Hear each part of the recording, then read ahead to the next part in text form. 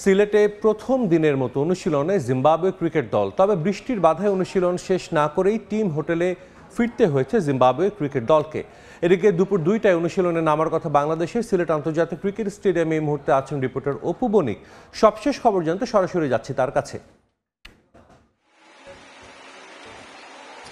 Test সিরিজকে সামনে রেখেই জিম্বাবুয়ের দল গতকাল সিলেটে এসে পৌঁছেছে এবং আজকে যেহেতু তাদের প্রথম দিনের অনুশীলন এবং এই অনুশীলনকে সামনে রেখে কিন্তু ঠিক 9:50 এসে জিম্বাবুয়ের দল সিলেট আন্তর্জাতিক ক্রিকেট স্টেডিয়ামে এসে পৌঁছায় এবং পরবর্তীতে যেহেতু সিলেট পাহাড়ি অঞ্চল এবং যেহেতু বৈশাখ মাস চলছে, তো সেই সুবাদে আসলে সকাল থেকে আকাশটি মেঘলা ছিল এবং প্রচুর পরিমাণে বৃষ্টি শুরু হয়, যার কারণে এই বৃষ্টি স্নাত দিনে জিম্বাবুয়ে দলের প্রথম দিনের যে অনুশীলনটি হওয়ার কথা ছিল ঠিক সেই সময়ে কিন্তু অনুশীলনটি হয়নি।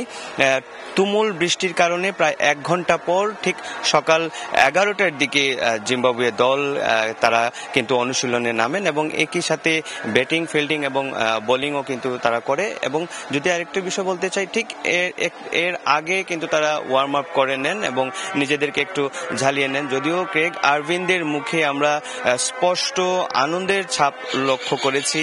তারা গত যে সেশনে তারা যেমনটি করেছিলেন ঠিক এইবার তারা জয়ের জন্য যে উন্মুখ হয়ে আছেন সেটাই কিন্তু আমরা লক্ষ্য করেছি মাঠে, এবং যতটুকু সময় পেয়েছেন তারা কিন্তু ঘাম জড়িয়েছেন ব্যাটিং, বোলিং এবং ফিল্ডিং এ। এখন এই মুহূর্তে সিলেটে বৃষ্টি হচ্ছে এবং দেখতেই পাচ্ছেন আউটারের যে ফিল্ডটি রয়েছে সেই ফিল্ডটি কিন্তু একদম ঢেকে রাখা হয়েছে এবং জিম্বাবুয়ে দল প্রায় 1 ঘন্টা অনুশীলন করতে পেরেছেন এবং বৃষ্টির কারণে কিন্তু তারা আবার ড্রেসিং রুমে ফিরে আসতে বাধ্য হয়েছেন। এবং আরেকটি তথ্য আপনাদেরকে জানিয়ে দিতে চাই, কিছুক্ষণ আগেই কিন্তু জিম্বাবুয়ে দল প্রায় 1 ঘন্টা অনুশীলন করার পর তারা কিন্তু হোটেলে ফিরেছেন এবং ঠিক 2টায় আজকে বাংলাদেশ দলের কিন্তু অনুশীলন রয়েছে।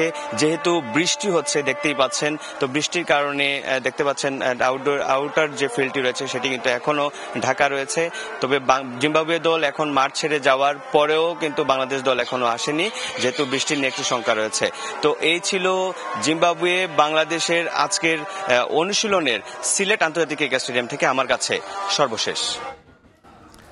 আমাদের সঙ্গে সিলেট থেকে যুক্ত হয়েছিল রিপোর্টার অপু বণিক।